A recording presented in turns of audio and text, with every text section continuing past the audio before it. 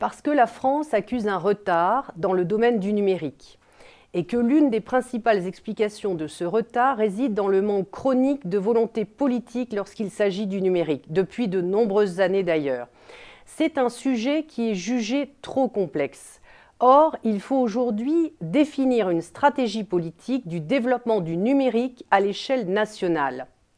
Le numérique implique des choix de société clairs et tous les acteurs impliqués, qu'ils soient politiques, économiques, sociaux, doivent aujourd'hui s'y atteler.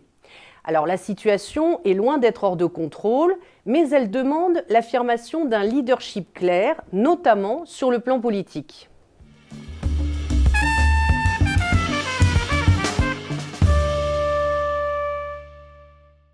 La situation actuelle est marquée par un certain retard d'usage au niveau des outils numériques dans les PME.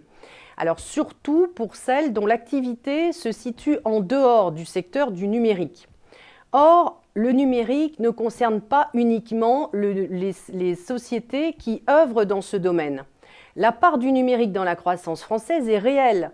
Elle ne se limite pas seulement au secteur numérique lui-même. Le développement de l'économie numérique porte en elle de nombreux enjeux de gains, que ce soit en efficacité, en visibilité et même en relocalisation pour l'industrie. Par conséquent, il est très important d'accompagner la transition numérique des acteurs de notre économie, que ce soit les très grandes entreprises comme les PME, comme les TPE, en formant le personnel économique français et en promouvant l'usage de nouveaux outils et surtout de nouvelles méthodes.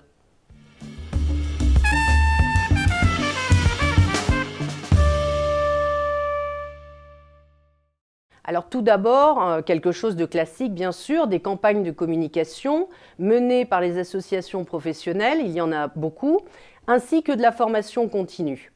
Mais aussi promouvoir l'usage du numérique et de son potentiel d'innovation, comme je le disais tout à l'heure, dans les très petites entreprises et dans les PME. Ça passe par la mise à disposition d'outils numériques, par exemple de gestion, de communication, pour les petites entreprises dont la trésorerie et l'absence de compétences sont autant d'obstacles à de tels investissements. Ça passe aussi, parce que c'est important, par un environnement juridique sécurisé et intelligible pour inciter les entreprises à innover.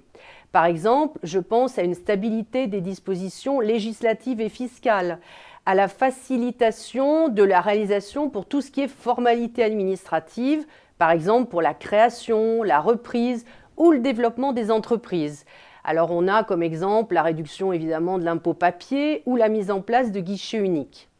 On pourrait aussi imaginer de publier régulièrement des statistiques qui comparent l'état des usages numériques dans les entreprises françaises avec celui d'autres pays.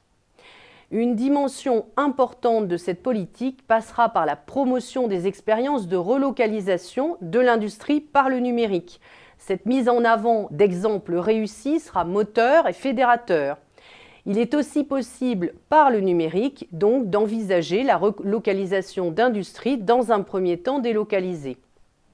Enfin, accompagner les entreprises dans leur évolution, voire leur transformation, est rendu nécessaire par les nouveaux usages du numérique, notamment dans le secteur des médias.